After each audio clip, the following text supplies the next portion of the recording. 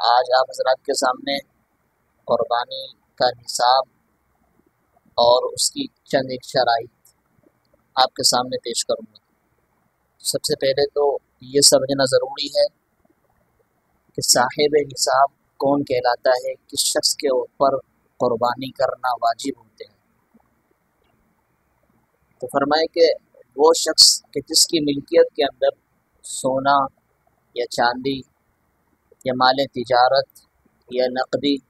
یا ضرورت سے زائد چیزوں میں سے کوئی بھی ایک چیز یا ان تمام جو چیزیں آپ کے سامنے ذکر کی، سونا، چاندی،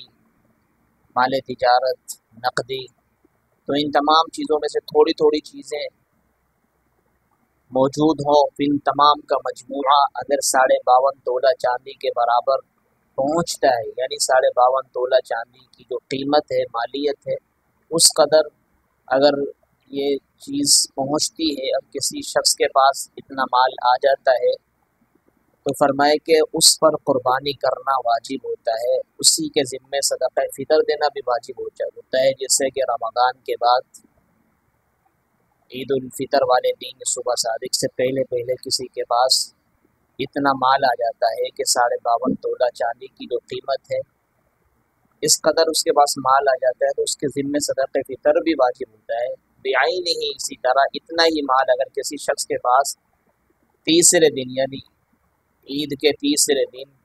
12 ذی الحج کی عصر سے پہلے 2 گھنٹہ 1 گھنٹہ پہلے یا 3 گھنٹہ پہلے اگر اس طرح کی قیمت کا مال آ جاتا ہے تو اس شخص کے بھی ذمے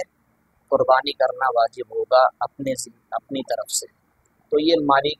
بن جاتا ہے، صاحب نصاب کہلاتا ہے شخص جس پہ قربانی کرنا واجب ہے۔ اب چند ایک اس کی شرائط ہیں، وہ بھی سماعت فرما لیں۔ پہلی شرط یہ ہے کہ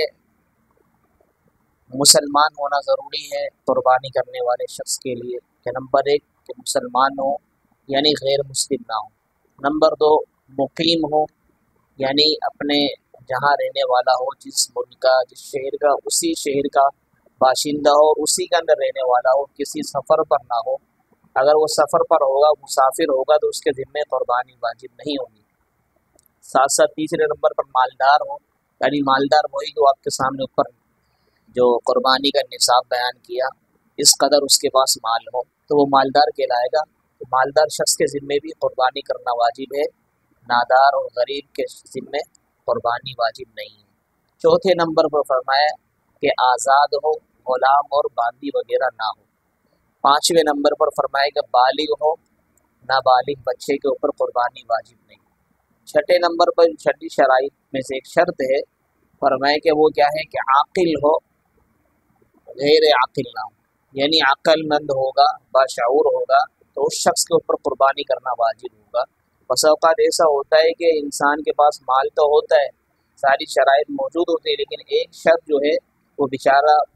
عقل مند نہیں ہے، مجنون ہے، دیوانہ ہے، مستانہ ہے، پاگل ہے، تو اس شخص کے اوپر بھی شریعت کی روح سے قربانی